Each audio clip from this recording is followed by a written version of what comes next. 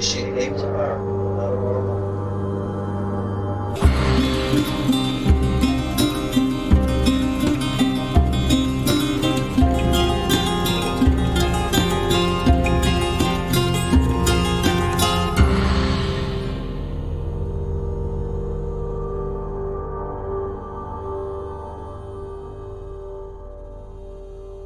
Welcome to Strange Familiars.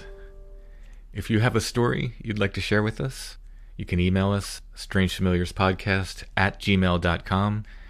At this time, we're pretty booked up.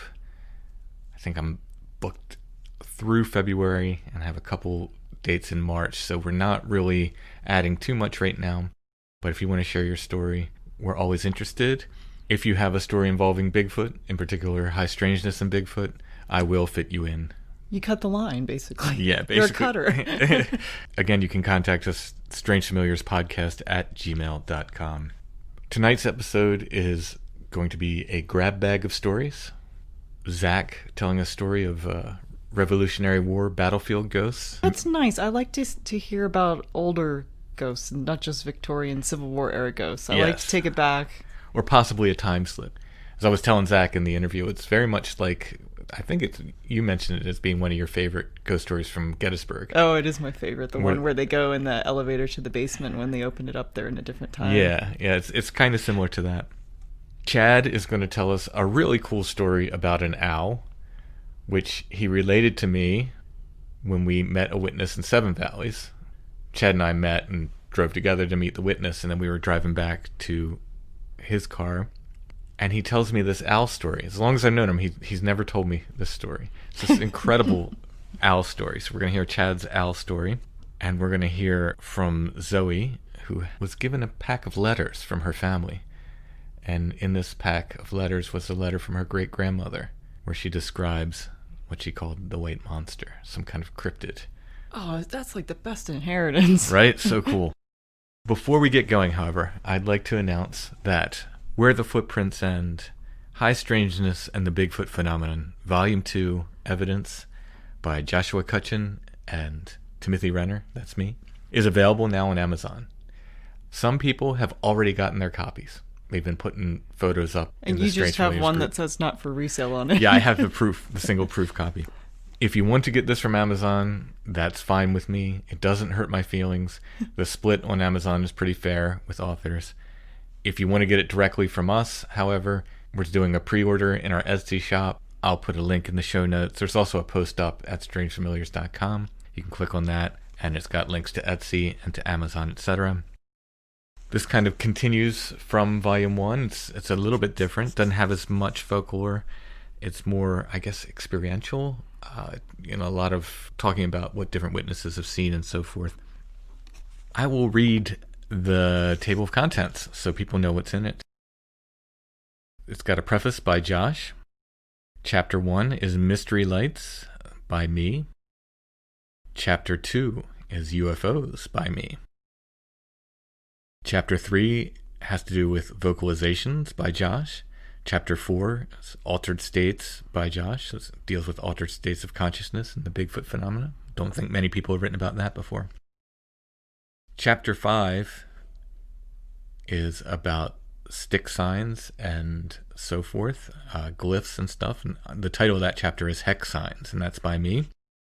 Chapter 6 has to do with toes, the number of toes on the creatures, and that's by Josh. Chapter 7 continues that with trackways by Josh. Chapter 8 is by me.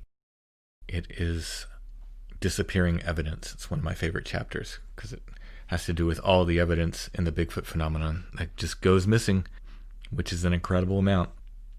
Chapter 9 is The Trickster by Josh. The Trickster as it manifests in the Bigfoot phenomenon. Then there are 2 case studies. Chapter 10 is Case Study Out of This World by Josh, and Chapter 11 is Case Study Under the Owl Moon by me, and that has to do with our friend Tobe over at Strange Brow. You've heard me talk to him a few times on the show. This is kind of the story writ down. It is, I believe, according to Amazon, 313 pages, something like that. It's about the same size as Volume 1. If you liked Volume 1, I think I can promise you'll like Volume 2. I don't know which volume I like better. There's 2 chapters in each one that I really like. I like my gifting chapter and the Women in White chapter in Volume 1, and I like the Hex Signs chapter and the Disappearing Evidence chapters in Volume 2, so I can't decide which volume I like better. Once I get copies in hand, I will have a link where you can buy both of them together. If you get them from our Etsy shop, if you get them from Riverbend Comics, they will come signed by me. Unfortunately, Josh is in Georgia. I'm in Pennsylvania. Obviously, because of COVID, we're not getting together for conferences and so forth. So you'll have to find some way to get Josh's signature on it later if you want it signed by both of us. Again, that's Where the Footprints End, Volume 2. Get it on Amazon. Get it from us. Wherever you get it, I'm happy that you've gotten it. And I can't believe I squeaked that out before Christmas. Yeah, by a few days.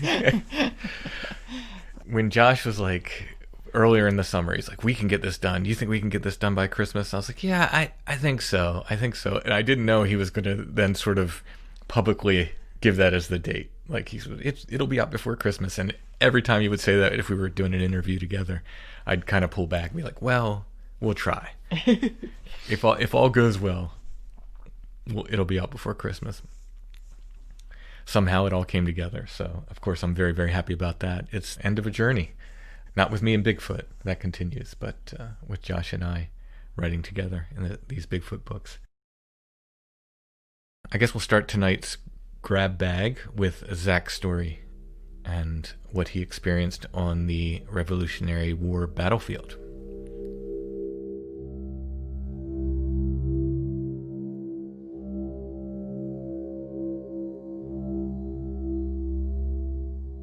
All right, tonight we're talking with Zack, who has a pretty cool experience that happened on a battlefield to tell us about. How you doing tonight, Zack? I'm doing well. How are you? I'm doing pretty good. I'm excited to get this story down. From the email, it sounds pretty interesting. Yeah, it's cool. It's going back a few decades, but when I started thinking about it, it all came flooding back a little bit. Well, go ahead and set it up and walk us into the story. Sure. So I went to school in southern Vermont in 2000. It was Castleton State College, and there's a battlefield out there called Hubbardton Battlefield. And from what I was told and what I looked up, it was the furthest site northern of the American Revolutionary War. And what people would tell us that lived in the area was that the battlefield was haunted. And there was a house that sat on top of this hill. They used it like a lookout post. And from what I was told, there was a stone wall that they put up at the bottom of this field. And when the British forces were coming up, when they jumped the wall, they were pretty much ambushed. And it was a pretty devastating battle for them. But we were always told that if you ran through the field and went around the wall or hopped over it, you might be able to hear things or smell things. And we always thought it was kind of a goof. And, being 18, 19 years old, we didn't really think too much of it. So we drove out there one night with, it must have been like 20 plus people. And we were all sitting around. It was a beautiful, clear night. We were just kind of hanging out and checking to see if we could hear anything in the house. Sometimes people would tell us you could hear footsteps or see a lantern swing, and nothing happened for us. But two of the guys that I remember I played soccer with, we ran down the field just kind of on a whim, and we hopped the wall. I remember as soon as my feet hit that ground, I heard faint, like, cannon fodder, and then we heard, like, not screams, but almost like orders being thrown out. And you could smell what I guess would be gunpowder. And I remember looking at my buddy, Mike, and I'll never forget the look on his face. I mean, he was white as a ghost, eyes just as big as they could get. And I remember we were all scrambling back over that wall as fast as possible. And we got back up to the top of that hill, man. And I don't think anybody believed us for what we were talking about, but I remember being there and hearing those things and smelling those things, and it was very real. Wow. So this is my wife and I were just talking about this story from Gettysburg, another battlefield, where a guy was in an old building. It was a building that was there at the time of the battle, and during the battle it was used as a field hospital. They had an elevator in this building in modern times. And he took the elevator down and he said the doors opened and it just opened into this scene of this Civil War scene. It was just like, this hospital. It's, completely gruesome, hospital scene where people were moaning and patients laying around everywhere. And it's just like he just steps out of this elevator into this, into another time, I guess. And that's kind of what it reminded me of, like your story. Like you just hopped over this wall and suddenly it's another time, or at least you're getting echoes of another time. Yeah, well, that it's funny that you mentioned that specifically, because listening to the show when you were talking about the Civil War history and Gettysburg especially, that's what got the wheels spinning. Because I had forgotten about it. I mean, that was 20 years ago at this point, And when I started thinking back on it, I was like, oh, it's interesting, because the other thing that got me thinking was I live in central New Jersey, and my dad tells a story about when I was younger. There's a cemetery at the bottom of our road, which is in a pretty rural area, and he saw a Civil War officer, somebody that was dressed well, just walking the cemetery one night when he took a walk late at night. So he and I were talking about that recently, and it just all came together. So yeah, I gotta wonder if maybe the same thing that happened to the guy in the building, when me and my buddies jumped that wall. Like I almost have to wonder if something was, I don't know. Like I'd be curious to know the dates of the battle, which wasn't something that I had looked up, because we went like early fall. So I don't know if it matches up, but I'd be curious, if it kind of links up timeline wise, or if it was just a random thing. So when you heard the voices or whatever, could you make anything out, or was it you not able to do that? No, it was kind of muffled. Like everything seemed like off in the distance. I didn't see anything. And when I asked everybody else if they had saw something, they said that they didn't notice anything. But then again, the two guys I was with, they looked beyond freaked out that I don't know if they could remember their own names at that point. So Right. But yeah, I mean, it was wild to kind of experience that. Yeah. And when you cross back over the wall, everything stopped as soon as you cross back nothing. over. Yeah. Oh wow! So it's almost like a point of demarcation in a sense. Yes. Yeah. Wow. Yeah, that's really, really interesting. And 3 19-year-old dudes. I can think back to when I was 19. Nobody wants to be the guy that's afraid. Right? No, we were fine with it. We were totally okay with it. We owned it. We just kind of leaned into it. We came running back up, and I think I remember some people being like, "Oh, you want to hang around?" I'm like, "Nope, we're going. Let's go." I don't know if something is following me or if something grabbed onto my, my sweatshirt. We're out. Let's do it. Oh, that's a cool story, though. Yeah, it was a cool night. I kind of wish more people had maybe hopped it and heard something, which would have been kind of neat to reminisce on later. Right. Well, at least, are you still in contact with those other guys, or? No, actually, I don't. I honestly, I can't even remember their names at this point. Mm-hmm. So there's a couple of people that I stay in touch with, but not those people that I can remember. Right.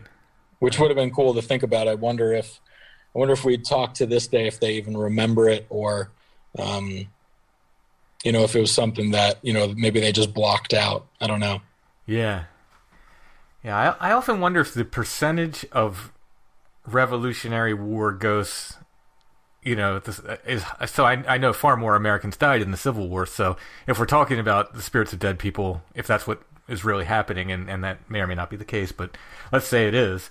If we're talking about that there's going to be just mathematically, there's going to be far more Civil War ghosts. But I wonder if the percentage of Revolutionary War ghosts is the same or similar to that, because you don't hear as many. We get some around here with Valley Forge. We get some Revolutionary War stories and Brandywine. There's some Revolutionary War ghost stories, but by far, most everything, and maybe it's just because of my proximity to Gettysburg, but by far most everything I hear is like Civil War stuff.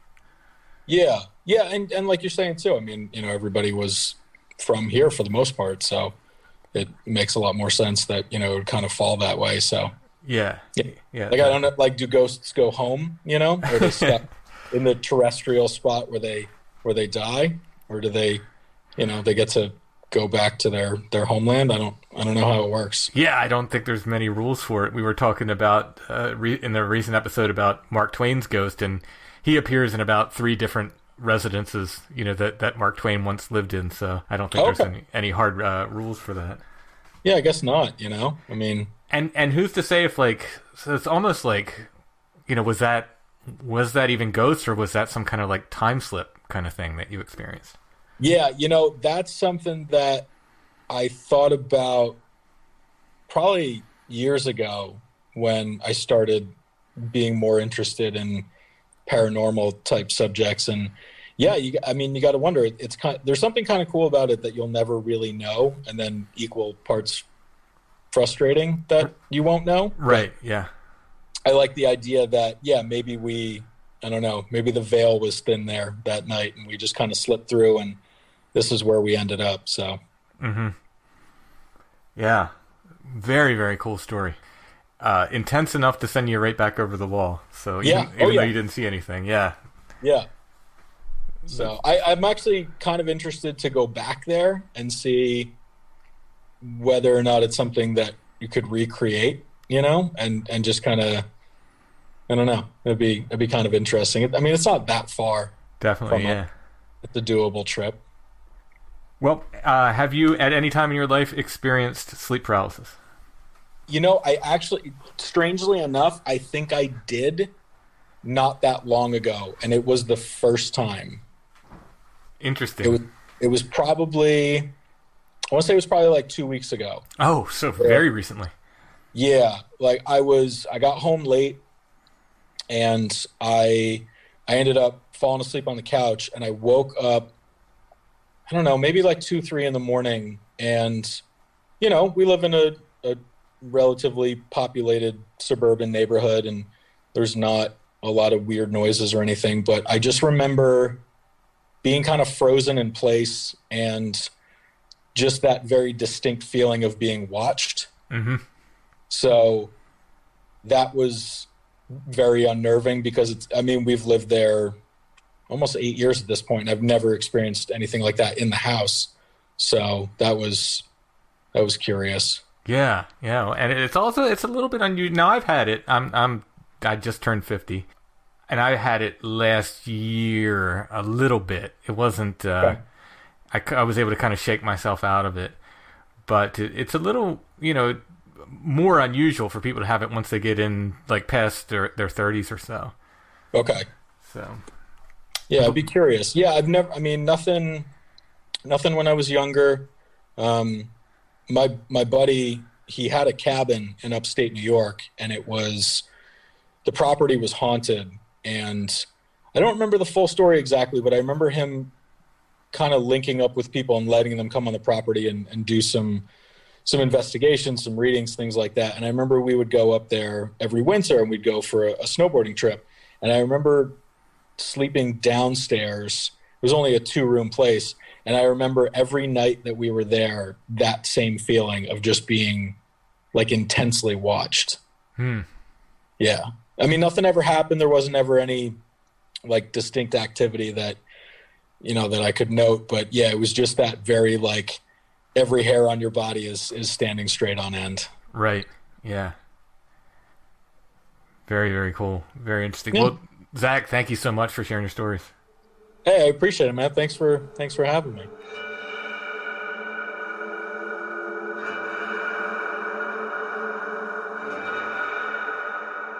If you like what we do on Strange Familiars and you'd like to help us continue to make the show, you can become a patron at Patreon. It's patreon.com/strangefamiliars. Our patrons get extra shows. We do at least one full episode of Strange Familiars every month for our patrons. This month it's going to be an on-site episode that Chad and I recorded back in August. Screams in Seven Valleys. We try to give other content to our patrons and discounts on things and so forth whenever we can. Again, that's patreon.com/strangefamiliars. Check it out. If you don't like the idea of a subscription like Patreon, you can make a one-time donation via PayPal. Go to the show notes under any episode at strangefamiliars.com. Look for the paypal.me link. You can click on that and leave a donation. Everyone can help by sharing the show on social media, liking and subscribing wherever you're listening, and leaving us those nice 5-star reviews, which helps get the show in front of new potential listeners.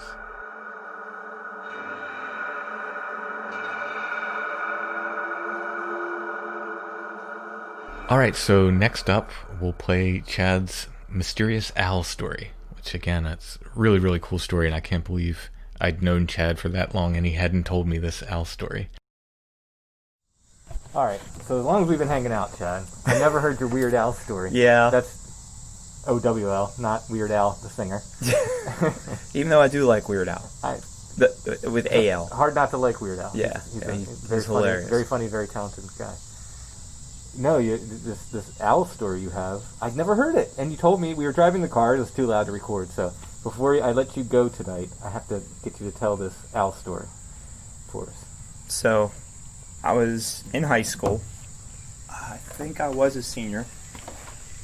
And me and my cousin were driving home, I think, from a concert or something like that. And that's not ghost music you hear in the background. It's a guy driving. We're in Seven Valley still. And we were riding home. And I had this old beat-up Cavalier. And of course, this was the one that had the radio turned on. So. Oh, from the, yeah. Yeah, from Gettysburg. So we're driving. We're heading back. He lived with me at the time. And we were heading back to where we lived in Spring Grove in town. And there's a road called Spangler Road, and it's not in town, but it's outside of town, and it's like on a ridge, like on the other side of the ridge is 116 where there's a bunch of cars and traffic. So it's kind of weird. You go over the ridge and all of a sudden you're like in farmland, which is typical for this area. That's very typical York County. That's typical York County. Yeah. So it weaves around, so it's really really windy, and it goes over some railroad tracks and stuff. And then there's an old trolley trail that runs along there, and the trolley used to run between York and Hanover.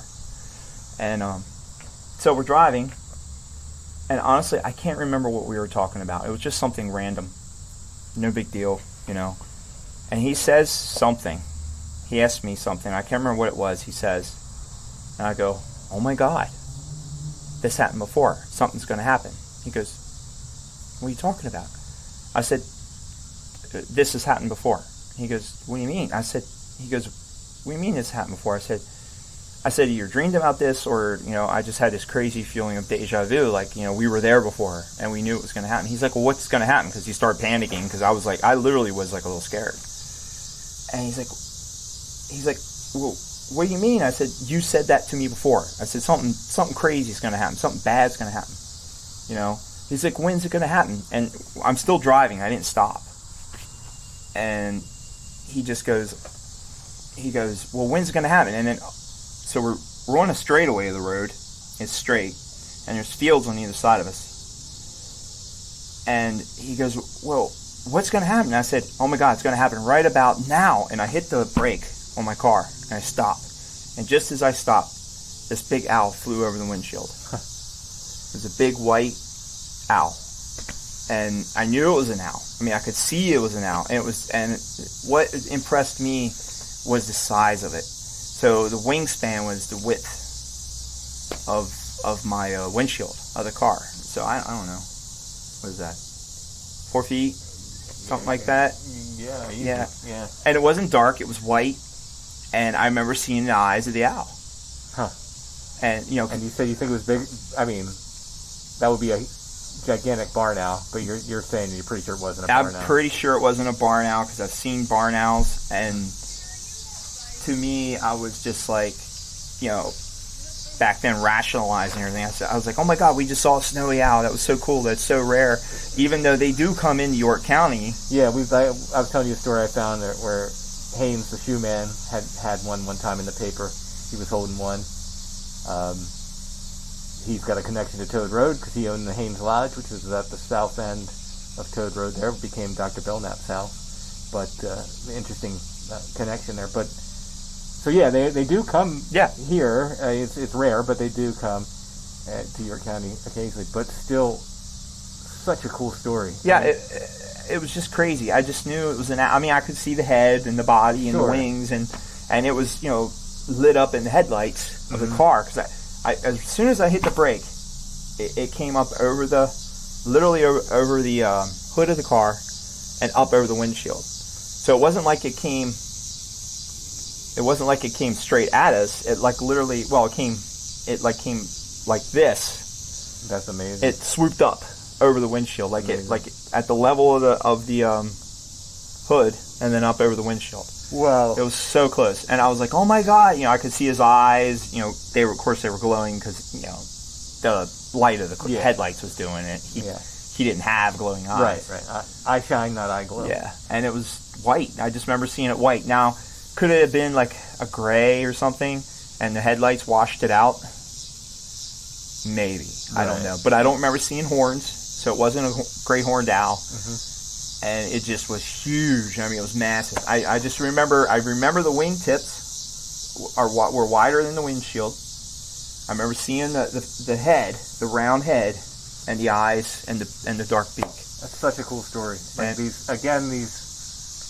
stories with owls that you could easily write off as like, okay, so you saw an owl, big deal. But then you combine it with this previous feeling you have, like, of deja vu, and something's going to happen, and then it's an owl. Yeah. That's such a cool story. I mean, I love it. It was just crazy how we were just random talking.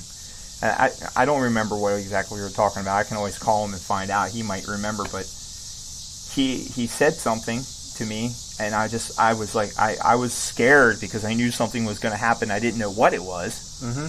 Well, that's the other thing. Like, so the woman that was getting deja vu and predictive stuff after her flannel man encounters that was on the show, she said it was often the same kind of thing for her, where she would suddenly, like, oh my gosh, I dreamed this, or I knew, like, this has happened before, but she wouldn't always know what would come next. Right. She would know something was coming, but she wouldn't always know. And that's the exact feeling. And I was, being a kid, I was terrified.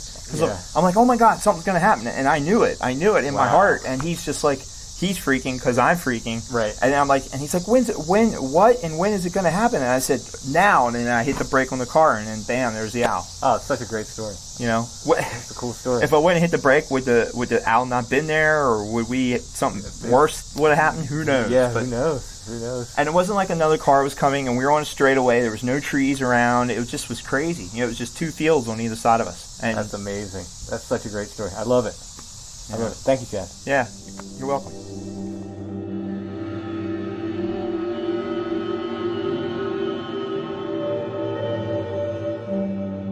All right, next we're going to talk with Zoe, who has the letter from her great-grandmother describing this white monster. What an amazing thing. What a cool story. After we hear Zoe, we'll come back and we'll read some articles we found that kind of relate to the story. I'd like to welcome back Zoe to the show. She was on episode 146, telling about some of her experiences, but she's back to tell us an experience of her grandmother's. How are you doing tonight, Zoe? I'm fine, Tim. How are you? Very well. And I'm excited to get this story. So how did you come upon this letter from your grandmother?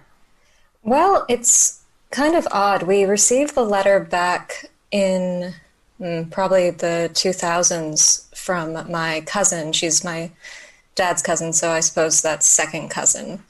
And the woman who wrote it's actually my great-grandmother. Okay. And she had written all of these letters to her sister, who is my father's cousin's mother. And I had never read them. I never met this great-grandmother. I knew one, but I had never met this one. And when she was living in Ohio, which is where the letters come from, she was in a really bad car accident that left her paraplegic eventually. And the nurse that attended to her was my grandmother, and that's how my grandmother met my grandfather. So, Oh, wow. yeah, and that's the meet cute version of the story. But this letter itself, it came about kind of odd. It was an odd situation because I was receiving around Halloween in October a lot of kind of weird signals. Not like, well, when we last talked, we were talking about how I've been in and around the paranormal quite a bit, just from strange things that I've seen and strange things that have happened to me. And after that, our conversation and listening to many other people on Strange Familiars and other podcasts, I kind of said, all right, well, let's try this out. Like, give me a sign if this is a path I should pursue. And right after I did that, I was sitting with my friend at work, and I kept seeing behind the desk, like where I was working, had a dressing room and stairs across from it. And this was shortly before the holidays, so this would have been a year ago. And I kept seeing someone walking. It looked like somebody was walking back and forth between the stairs and the dressing room. Mm-hmm. And it kept catching my eye, and my coworker wasn't looking over, so I just kind of forgot about it. And then an hour later, we received a call that the former owner of the store, who was pretty well known at the time, he had died earlier that day. And he had founded that store and worked there for 40, 50, 60 years. Wow. Yeah, so that was kind of my sign of, okay, I'm going to let myself be more open to this sort of thing now. Is this the same story? Did you have a story about that we talked about before? The same store? Yeah, it may have been. There were a few odd things that happened there, but that was kind of my first trigger into being more accepting of this sort of thing. Right, sure, yeah. Yeah, and not trying to block it out as much. But so back to the letter, that was kind of a long-winded way of getting to this. So my father's side of the family, do you have, well, I'm sure everyone can pretty much identify with just one kind of group of the family. It's just one thing after another. It's always chaos, no matter what happens. Something stops happening with somebody else, and then somebody takes the place of that. Yeah. So that's my dad's side. So I've been working on kind of my own stuff because of, like you said, COVID and just everything being so insane that I've kind of just been not trying to think about it too much. Mm-hmm. But I've been getting all these weird kind of tip-offs. I kept feeling like I should read these letters because my grandfather, who has since passed away, my dad sent me an email that he had sent to him a few years ago that was his account of an experience when he was a young man. And the way that he wrote it was so descriptive. I felt like I was in the story, and I never knew that about him. And that came also from my great-grandmother, who encouraged his writing, and she herself was a great writer. And because I've been getting more into my own writing career, I'd been thinking about that a lot because really nobody else in the family does it as much. Mm-hmm. So I hadn't read the letters when we first received them because I was younger and I knew many of them would be very sad. One of them is the account of her accident. And yeah, it's most of it's pretty, as you would expect, it's pretty dark, but also not. I mean, this is maybe, I don't know if this is not a nice question to ask, but was she dictating these letters to someone? No, and that's really one of the extraordinary things about her is that she was pretty, she came to be paraplegic, so she kind of shut down. Mm-hmm. But before that happened, she was a little bit, she could move some of her limbs. Okay. She couldn't move her hands though. So she found a way to wedge her pen. You saw the letters, it looks like a fountain pen. Mm-hmm. And she was able to teach herself to write again. Wow. So that's pretty amazing, and her handwriting is really not all that bad, considering. I didn't know that detail. You showed me, photos or scans of the letters. Mm-hmm. But that's kind of amazing. It is, and so that I was thinking about that, and I didn't know where the letters were. My dad had them somewhere, and so it was just always kind of in the back of my mind as Halloween was getting closer.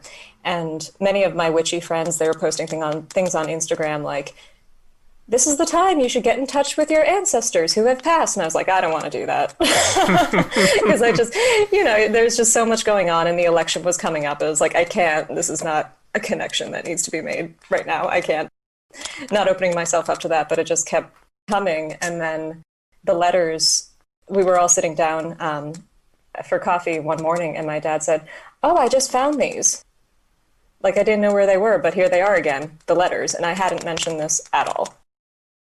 So they resurfaced, and I didn't read them yet. I was just because I was still kind of like, I don't know if I can, if I have the capacity for this.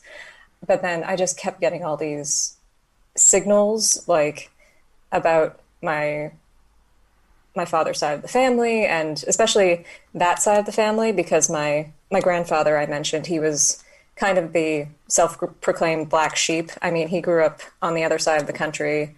I wasn't very close with him. I'm sorry, he moved to the other side of the country before I was born. So we weren't terribly close. We visited a couple of times, but he also estranged himself from like that whole branch of his family. So we, aside from the cousins I mentioned, we don't really know them or talk to them all that much. And there was that disconnect. But then a couple of days before Halloween, I myself got into a car accident. And I was thankfully fine. My car was not, but it was one of those situations where, like, in any other situation, it would have been really damaging, but I walked away without a scratch mostly. Well, so good that you're okay. Not good that your car is not, but... Yeah, I really, my dear car, I was sad. Sad to see it go. But so in conjunction with that, with her having been in her accident, I just thought, okay, well, maybe it's time I read these. So I waited until Halloween night. It was also full moon Halloween night, so that was about a month ago. And one of the first letters I took out was the one I sent to you, the white monster. And I was just like, what is this? Because here I was expecting, she wrote poetry as well. And again, a lot of it is sad, but it's also very, like, she's trying to find meaning in what happened to her. So this one cryptid report is very strange. And like, no one really and I was mistaken. I told you that her son that's mentioned in this, Philip, I was mistaken. He's no longer with us. But yeah, there's no one really I can ask about this. So the context is not there. Right. But it was a fun little treasure. Yeah. It's amazing. I love these family histories that get passed down. I think we've had one other one on where somebody had like a note from their grandfather or something that told a similar story. Not similar, but something about a cryptid or something. But I absolutely love this because, to me, there's no reason to lie to your family. There's no reason they're just putting down, like, this is what I saw, while they're in a series of letters apparently describing her life. And this is an event that stood out. Certainly, and I mean, they were. From what I could kind of gather was that they were in a larger town. So even where they lived, there were farms around, but for Ohio, it was a larger town. So to have her write this specifically to her sister, who I believe lived on Long Island at the time, it was big news. And, you read the events. Do you know what town or, roughly where in Ohio they were? Yes. I put it in brackets. I think where she was writing from was Batavia, Ohio, which was close to Amelia. Okay. And this would have been in the mid-1950s. Okay. I put circa 1955 just due to the other letters in the packet. She was writing this in 1955, or this occurred? She was writing this in 1955, and it was concurrent with events. So she was writing it probably right after it happened. Oh, okay. Gotcha. Yeah, and it was funny too because I didn't put it on the transcription, but you saw on the scan the title is The White Monster. Yeah. Wow, this is amazing. So you'll read the letter for us? Sure, I can do that right now. Awesome. It was early October in Batavia, Ohio. The air was warm and balmy. A big full moon helped to make a perfect autumn night. Steve and Philip, her son, liked to ride their bikes along the country roads. There was little or no traffic. They would ride until they were tired, then just sit, rest, and talk. It was on one of these nights, as they were parked near a big walnut tree, that it first happened, suddenly there before them in a roadside ditch. Fiery red eyes watching them, and so close. In the moonlight they could see its long, shaggy hair. It was all white, with a short, stubby nose. With a low growl, it leaped across the road, and as swift as lightning headed for the woods and hills nearby. Then the boys realized they hadn't moved an inch. They were so scared they felt as if their hair was standing on end. It was hard to believe what they had just seen. Would anyone believe them? Somehow they would just have to convince someone of the strange monster's existence before it killed something or someone. For some time they stayed off to the road at night. The beautiful autumn's weather was gradually getting cooler. Soon the country road would be covered with ice and snow. One night the boys decided to go for a ride, but this time they rode along with eyes and ears alert. Paddling along there in the moonlight they talked. No one had believed it was anything but a dog. The country was quite thickly populated, but the boys knew of wooded, deserted areas where a wild animal could hide. They also knew what they had seen was not a dog. It looked, acted, and sounded more like some kind of huge cat. It stood about 3 or 4 feet tall and leaped instead of walking. As they coasted along quietly, they heard a noise like claws scratching on rocks. They stopped, and there was on a ledge above them, snarling in a low, bone-shattering way, its glaring red eyes watching them. Then, just as suddenly as before, it made a big leap and was gone with a low, terrifying scream, like a woman in pain.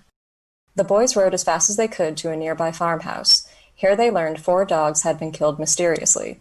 In each case, the dog had been put on a leash for the night, and each of them had died from a slashed throat. The white monster had attacked the helpless dogs and killed them just for the sake of killing. What kind of creature could this be? When and where would he strike next? Maybe next time its victim would be somebody, or the farmer's baby calf, or even Philip's little dog that he loved so much. The boys called the sheriff from a nearby town. He immediately rushed to the scene with guns and a flashlight. Thoroughly they searched the area where the boys had last seen the strange creature, but all they could find were huge footprints leading in the direction of the woods. Well, now at least the boys had been able to convince someone of the white monster's existence, and plans were being made for a searching party to seek him out. Do you think it could have been a mountain lion? Your guess is as good as theirs. Maybe long before they won't have to guess anymore or be afraid when they go bike riding in the moonlight. Wow. So cool. Yeah. To me, the glowing eyes are just, it's too much. That's something that, usually animals don't have glowing eyes. Now, it could have been eye shine, maybe, but the size of it, too, that would be a big cat. Big cat with a stubby nose and that would intentionally, scrape its claws on rocks. Right. It's just, there's an intimidation factor there. Yeah, absolutely. And a big white cat at that. They said it was white. Mm-hmm. So, and they said it says shaggy white hair. Yeah, it doesn't seem like mountain lions have that nice, tight coat. Mm-hmm. Yeah, interesting. Wow. Yeah, I did think of a bobcat or something when I read woman crying out in pain. Mm-hmm. But, I mean, that could be, a lot of animals make that noise. Yeah. No, it's such an interesting story. I'm going to have to dig into the newspapers and see if I can find anything from around that time. We'll see. But no, that's so neat. So that was did you say that was the first letter from the bundle you read? That was probably the second. There was another that she had somehow typed out, but I think she just switched to writing because it was easier. Well, it's amazing that, first of all, that these letters were saved. Mm-hmm. That she wrote all this down is just wonderful. It's just really, really wonderful. I love the whole story. Oh, good. I'm glad. Thank you so much for sharing it with us. Of course. Have a good night, Tim. You as well.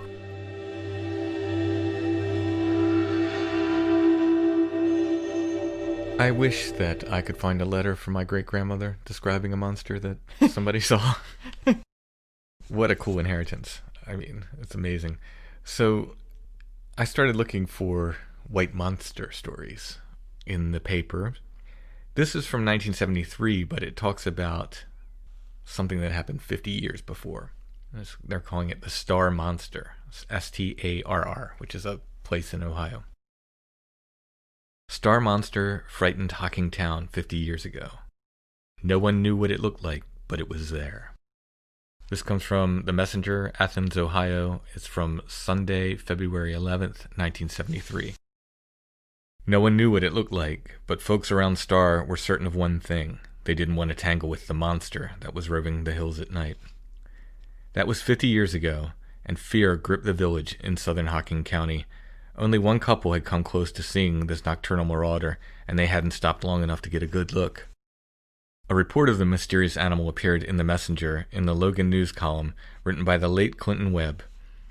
He spoke of Star experiencing a period of great excitement and fear because some manner of animal that is creating havoc among the poultry flocks attacked sheep and in one instance killed a dog. As the nightly raids continued, tales of the roving monster grew, fueled by the fact that no one had seen it, at least not very close. Mr. and Mrs. Edward Bay reported they were pursued by the animal as they were walking home at night. The Bays were more interested in their safety than in settling the mystery of what kind of animal was loose. As Webb wrote, they hastened to free themselves from its unwelcome presence. About all they proved was that it wasn't human. Each day a new report was received of a chicken house being raided or sheep killed. Speculation grew. It was winter and there was time to loaf a bit at the general store and post office. Folks exchanged stories, and the human instinct to try to tell a better story than the other guy no doubt added to the fire until visions of the monster grew daily and its misdeeds became the chief topic of conversation. Could it be a bear, a wolf, or a wildcat, or maybe some unusual thing that had lurked for years in the rugged hills around Star, and for some reason was now coming closer to civilization for its food? As the tales grew, so did the fears, until it reached a point that fathers took guns and accompanied their children to and from school. Although there were no instances either of children being attacked or the beast appearing in the daytime, the men of the village finally decided to eliminate the threat to their families. They formed a posse, all men well armed, and took to the woods. Throughout that night they searched. The next morning, tired and cold, they returned to Star, and the monster, whatever and wherever he was still free to roam. Eventually the animal ceased its raids. Maybe it died, or found enough food farther back in the hills. In any event, the monster of Star became a part of Hocking County legend, along with the White Monster of Mount Pleasant.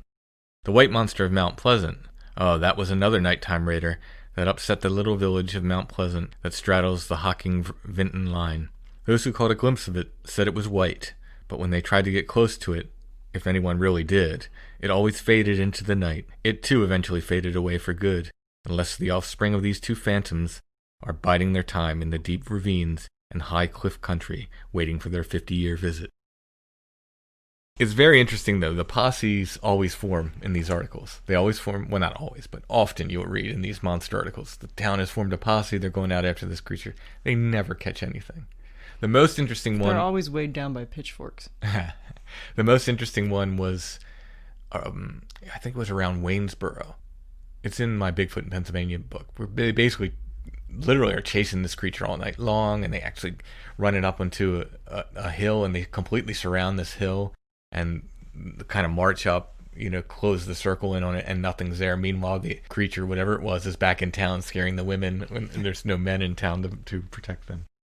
I think that's something that people learned from the movies, from the days of Frankenstein to Little House on the Prairie. Like, the idea of getting up a posse to go after something, I think is a cultural phenomenon that's born out of entertainment or the... Well, I mean, these stories are from, they start in the 1800s with these people getting a posse together to go after these creatures. So, I mean, life imitating art or vice versa. So I did search and found the original article about this star monster. In the previous article we read, it makes it seem like there was a bunch of articles, like a whole series of articles. Mm-hmm. Well, I looked all through the papers before and after this article. I didn't find anything, so I don't know if the guy had more information than I do, or maybe I just couldn't find the articles he was talking about. But this is the original article. This is from the Athens Messenger, Athens, Ohio, January 29th, 1923. Pretty much the same information in the other one, but we'll go ahead and read the original article. Strange visitor appears. The little village of Star in this county is experiencing a period of great excitement and fear, according to reports reaching this city, and it all come about by the reported appearance of some manner of wild animal that is creating havoc among poultry flocks, and which has also attacked sheep and in one instance is said to have made a dog its particular prey. This strange visitor, whatever it may be, first made its appearance in the vicinity last week, and since that time its depredations have been numerous. It is claimed that Mr. and Mrs. Edward Bay, on their return home one evening last week, were pursued by the marauder, and that they hastened to free themselves from its unwelcome presence. Children on their way to and from school are being escorted by their elders, who go armed with guns. So far no one has been able to give a good description of the animal, as it seems to be abroad only at night. Little is known as to its size or breed, but its presence is vouched for by some of the most substantial citizens of the community. A posse of 20 armed men was formed Friday evening for the purpose of driving the animal to its lair, where they had hoped to destroy it, but their efforts are reported to have been met with no success. And just for fun, we'll throw another white monster in. This is from 1972. This is from the Hamilton Journal-News, Hamilton, Ohio. Furry white Ohio monster takes to window peeping. Ohio's furry white monster is peeking into windows now. Mr. and Mrs. Larry DeLauder of the Ironton area say that they saw the creature looking through their window Friday night. Police didn't find any tracks in the area. The unidentified walking object was sighted near Ironton last Monday, when a cab driver said it shook the front end of his car, peering at him through its protruding eyes, and then slunk off, dragging a dead animal of some sort from its bloody arms. Police say they found some phony white fur in the area, and they warn that someday the prank is going to end in a fatal shooting when the monster frightens somebody who has a gun. That is also the cautionary tale we should use now that people are, when they're trying to scare somebody else or try to convince somebody Bigfoot is in the woods. The odds of them getting shot are probably really high. That's what I always think, don't mess around at all because people have guns everywhere. Yeah, there was a story not too long ago about a guy getting shot because some other guy was out looking for Bigfoot and thought he was a Bigfoot. I don't even think he was in a Bigfoot costume. He was just in the woods. And somebody assumed he was Bigfoot and shot him.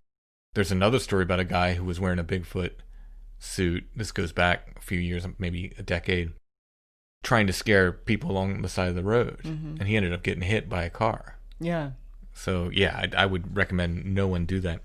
As far as this, I don't know. I don't know if this was so window peeking is definitely a thing that is associated with Bigfoot. Mm-hmm. But if you're going to put on a furry suit, you're going to go the extra mile of carrying a dead animal around and having your, you know what I mean? That seems extra, Yeah, wouldn't the suit be enough? Yeah, exactly. I'm thinking most people. It's like the thing with Patty having breasts. It's kind of like it would be just so easy to not have. Yeah, it's just such an odd detail. But I mean, who knows? Who knows? Maybe it was used for some other context before the movie. I don't know.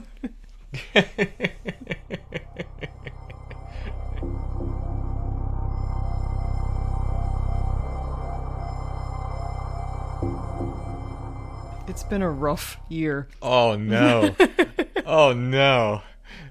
That was bad. Yeah, especially because you've been trapped inside with me way too long. I know, it's just dad jokes for the. Oh my goodness, that's rough. Yeah.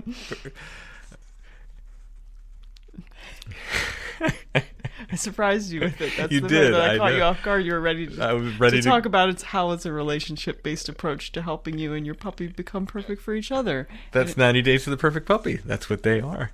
They have online sources, video lessons, a secret Facebook group, and more. You can find them at sithappens.us. Look for the 90 Days to the Perfect Puppy link at the top of the page. They can help you understand how your dog thinks and apply proactive training methods so you and your puppy can become perfect for each other. 90 Days to the Perfect Puppy. Again, it's at sithappens.us. If you get those Christmas puppies under the tree, 90 Days to the Perfect Puppy can help you with training and making sure you and your puppy become the perfect team. If your puppy has already eaten through the gifts, has a problem with potty training near the tree. Yes. Is maybe chewing on Christmas ornaments or that new pair of slippers you got as a Christmas present. Intimidating Santa. Maybe he's a little hyper. He's torn all the tinsel off. Whatever you need help with, 90 Days to the Perfect Puppy can help you. Again, you can find him at sidhappens.us. Look for the 90 Days to the Perfect Puppy link at the top of the page.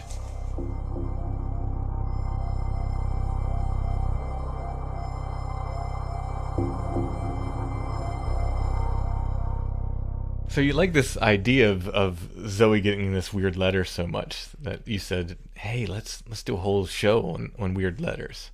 And because of the holidays and because of the book coming out and 50 other things, we didn't have time to put together a whole show. But you did find 2 of these articles of these kind of weird letters. The first one is from the Cumberland Evening Times from Cumberland, Maryland, June 19th, 1908. Death form of transition from world to world, a letter from a spirit. Causes sister to commit suicide. Friends endeavored to dissuade her and her infatuation for seances. Washington, June 19th. Messages from the spirit world caused Mrs. Alida Pittman to end her life in the city yesterday. She swallowed carbolic acid, believing that death was a mere form of transition from one world to another, and she would be with lost friends after. Mrs. Pittman lived with her sister, Mrs. Gamble, at 1336 Pennsylvania Avenue Southeast. Mr. and Mrs. Gamble do not believe in spirits, and they tried to dissuade Mrs. Pittman from her infatuation with seances and visiting spirit mediums. Mrs. Pittman was found dead in the cellar of the Gamble home. A slate was nearby which purported to contain spirit writings, the last messages she received before departing for the spirit world. There were 2 of them, the first signed Sophia Pittman and the other Eddie Gamble. They read as follows. Mercy me, what marvelous things we people are putting the bridle on. Here I am, back from the spirit realm, into the world I once lived and died in. I can hardly realize it. How under the sun came you here today? I was afraid you had forgotten me entirely. I shall try to appear to you some night soon, but don't fear. You had better live with your ma. Fred is with me. We often see your mother. A little note is about all I can manage to get on one slate. I have often heard of this, but did not know much about it. If anyone ever speaks of when I died, please correct them and say that I never died at all. I'm living and as well as I ever was.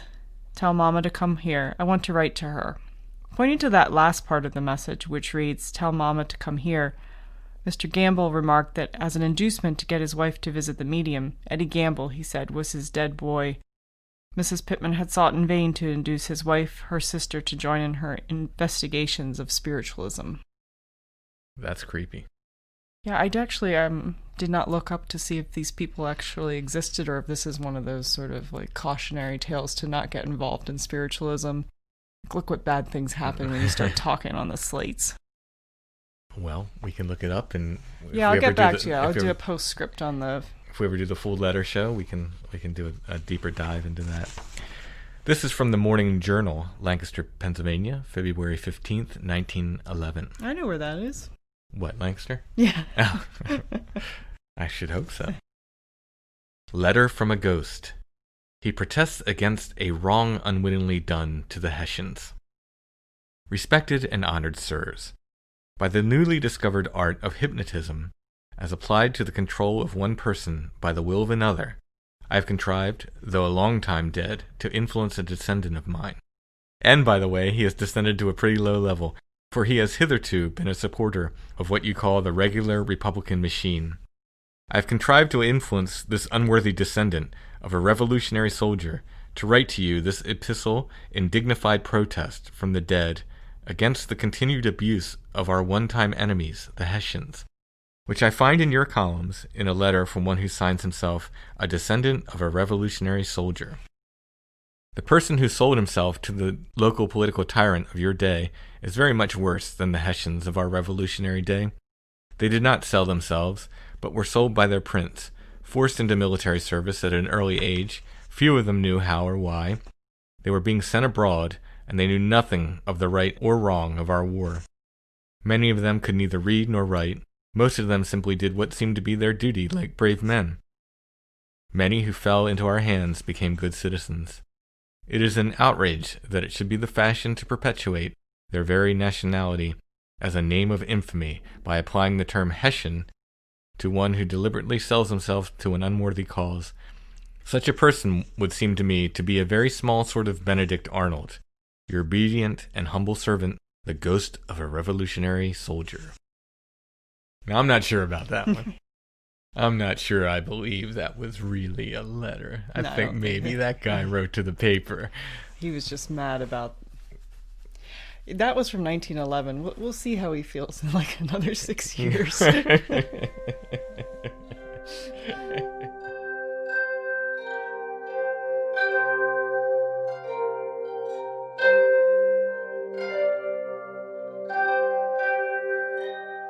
Well, since we're doing a grad bag episode, I did have a weird dream with sleep paralysis. I was going to do this on the Patron episode, but we have a little extra time here, so I'm going to throw it in here. Unfortunately, I think my last episode was about a year ago, and I think I told that on a Patron show. So if you're not a patron, you probably didn't hear that story. This is far different. That one involved greys that were dressed in some kind of weird ritual gear with feathers and breastplates and stuff, but it all looked like fluorescent, like they were dressed as 1988 glam rock Native Americans. Wow. Yeah, it was really like bizarre. Like Doctor and the Medics or something. Did they have fluorescent feathers and No, I was just trying. But this one was different, and it involves a tornado, which is... Windstorms are definitely a thing in UFO and fairy encounters. I would also like to say that tornadoes are also in people who are terribly anxious in their dreams as well. Just speaking from personal experience. I don't know if this ties to my dream about August de Falmouth. Mm-hmm. Is he back? Because it happened in our town. So did this dream. Very close to where the August de Falmouth dream happened. So I don't know if they're related. In any case, I was walking down the street, and it was the color was very washed out. It looked very much like that weird thunderstorm kind of gray-green kind of color. And very quickly, this storm blew up. And I guess it was a tornado or maybe just a heavy windstorm. In any case, it lifted me off my feet and started basically pushing me down the street in the air. My first thought was, this is going to really hurt when I land. This is not going to be good. My second thought in succession was, I guess I'm going to Oz. That was your thought? Yeah. But then I got this very kind of pleasant feeling that started washing over my body. Now I'm paralyzed at this point. So as the wind is pushing me, my body's completely locked up and just... arms at my sides, legs locked up. I'm not flailing or anything. I'm just basically, being pushed along in this state of paralysis.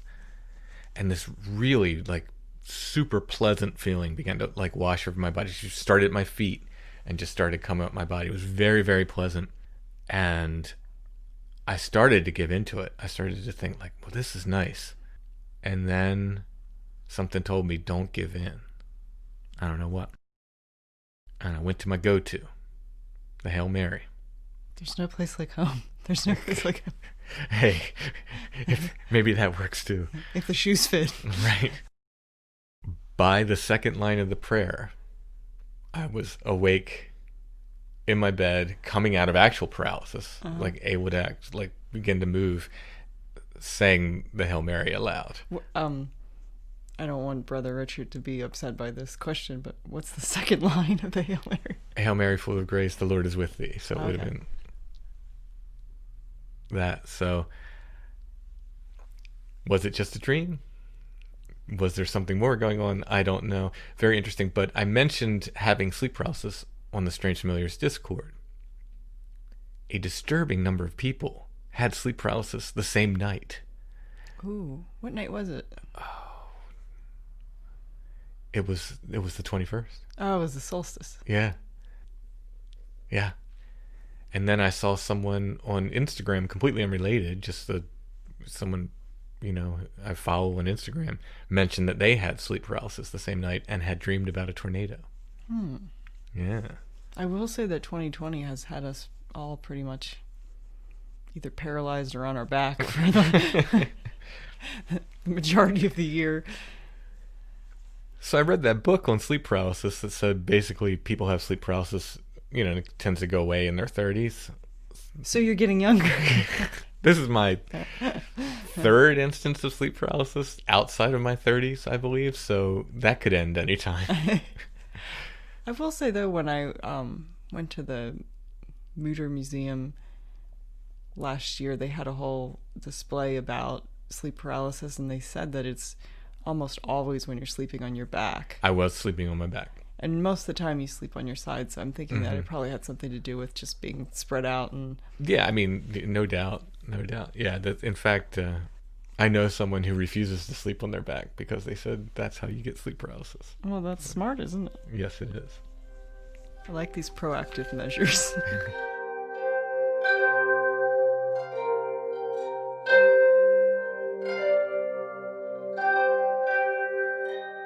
Before we get into our photo of the week, I want to thank Martin P. for his PayPal donation. Thank you so much, Martin. I also want to thank Barbara. She sent me a paperback version of Spindrift. Oh, cool. Yeah, it's got that cool cover. Thank you so much, Barbara. And as always, I want to thank our patrons. We've got a Patron Show coming out. Should be shortly after this episode. Like I mentioned in the patron break before, it's a on-site episode. Screams in Seven Valleys. Chad and I met a witness in Seven Valleys back in August. And you'll get to hear the insects and the birds, and I do like that. It's like time traveling. Be transported back to August.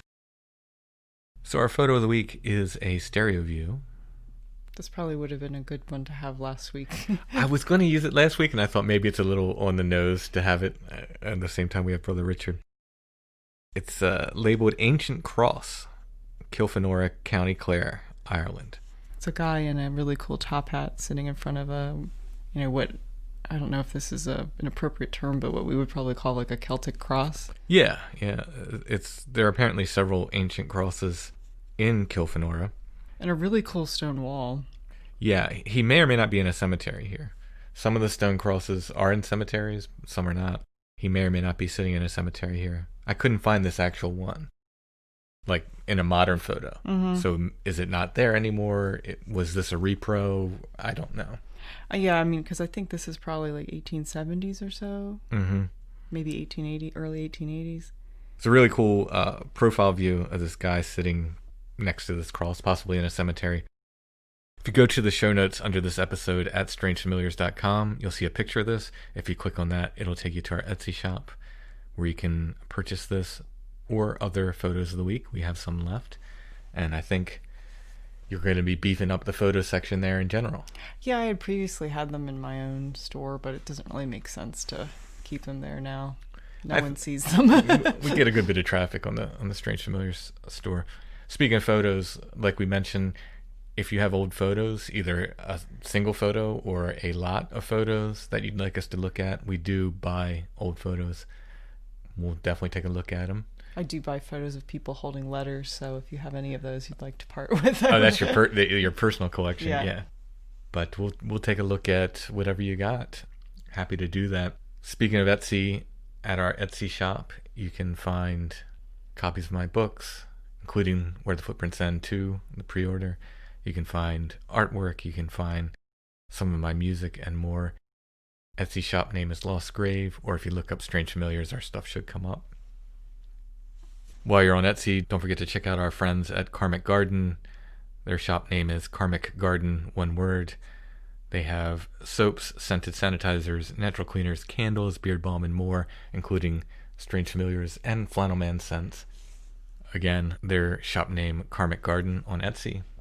I heard they're working on porting it to you faster than the U.S. Postal Service. So, really? Yeah, so you could probably still get it for Christmas.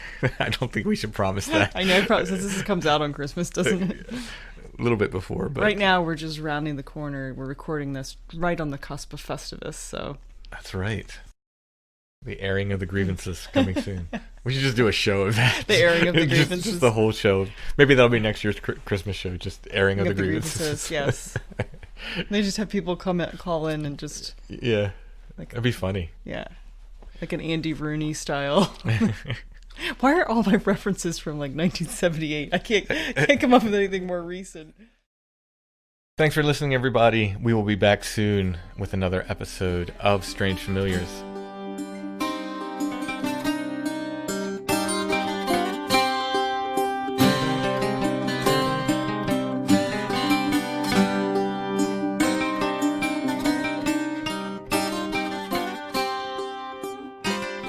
Strange Familiars is a production of Dark Holler Arts, music, books, art, podcasts, and more. darkhollerarts.com. Intro and background music is by Stone Breath. Go to stonebreath.bandcamp.com for more. Strange Familiars is on Facebook, facebook.com/strangefamiliars, and we're on Instagram @strangefamiliars.